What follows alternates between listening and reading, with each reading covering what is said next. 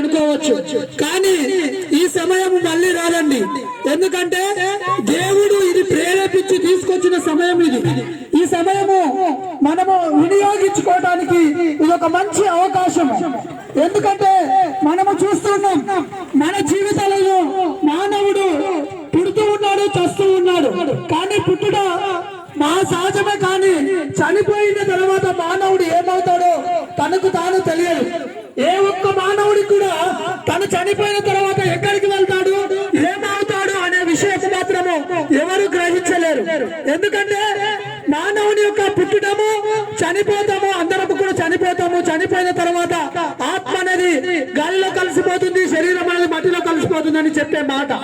లేదా మరికొందరు చెప్తూ ఉంటారు, నేను మళ్ళా జన్మిస్తాను, పందిలోనో లేక కుక్కలోనో లేక పిట్టలోనో గద్దలోనో నేను జన్మిస్తాను అంటున్నాడు.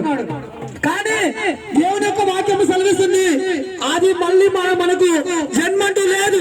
ఎందుకంటే ఒక్కసారి నువ్వు చనిపోయిన తర్వాత ఆ పాపంలోనే నువ్వు చనిపోతే, ఈ లోకములో పాప విషయంలో నువ్వు చనిపోతే, ఆ పాపములతో నువ్వు చనిపోయి నరకానికి చేర్చబడతావు. మళ్ళీ నీకు జన్మంటూ లేదు.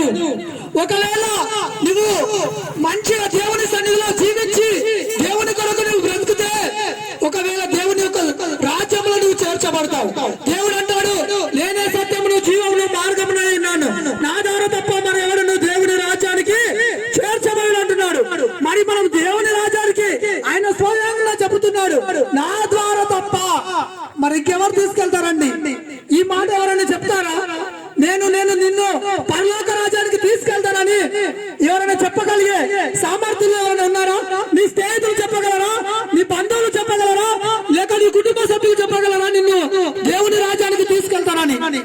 ఎవరు కూడా చెప్పలేరండి. కేవలం మన కొరకు తన ప్రాణమును పెట్టి తను బలిగా అర్పించబడ్డాడు. నీ కొరకు ఎవరు నీ కొరకు బలి రక్తమును చిందించరు. నీ కొరకు ఒక జ్వరం వచ్చిందనుకో, లేదా ఒక అపాయం వచ్చిందనుకో, నీ కొరకు ఏదైనా రక్తం ఇవ్వాల్సి వస్తే పారిపోతారు అక్కడి నుంచి. కానీ ప్రభు అయిన క్రీస్తు నీ పాపముల విషయమై ఆయన ఏం చేయబడ్డాడు తెలుసా? నీ కొరకు రక్తము చిందించాడు, నీ పాపములు క్షమించబడాలని. మన పాపములు, మానవుడి పాపములు, తన పాపములు తను మోసుకొని తిరుగుతూ ఉన్నాడు.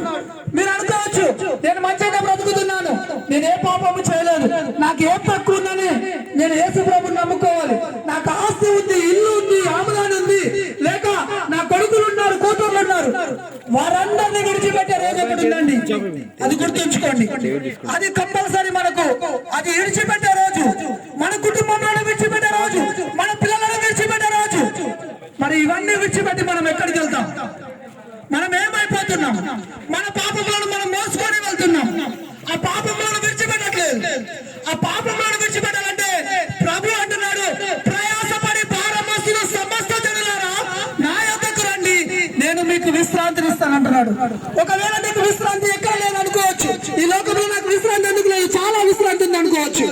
ఇక్కడ కాదండి, నీవు చనిపోయిన తర్వాత ఒకవేళ యేసు ప్రభు దగ్గరికి నీవు రాకపోతే ఏమి చేయబడతావు అంటే నిత్య నరకాగ్నిలో అక్కడ కాలుచూలో ఉండాలి. ఏళ్ళ తరబడి, ఒక్క రోజు కాదు, 2 రోజులు కాదు, 100 సంవత్సరాలు కాదు, 2000 సంవత్సరాలు కాదు, నిత్యము అగ్నిలో కాలుచూనే ఉండాలి. అది గ్రహించండి. ఎందుకంటే ఆ అగ్నిలో కాలడం పెట్టరా, మనము దేవుడి దగ్గరకు వచ్చి విశ్రాంతి పెట్టరా. ఒక్కసారి ఆలోచించండి, మనం ఏ స్టేజ్ లో ఉన్నాం, మనం ఎలాంటి స్థితిలో ఉన్నాం. మన స్థితిలో మీరు అనుకోవచ్చు, నాకు ఈ సమస్య ఉంది,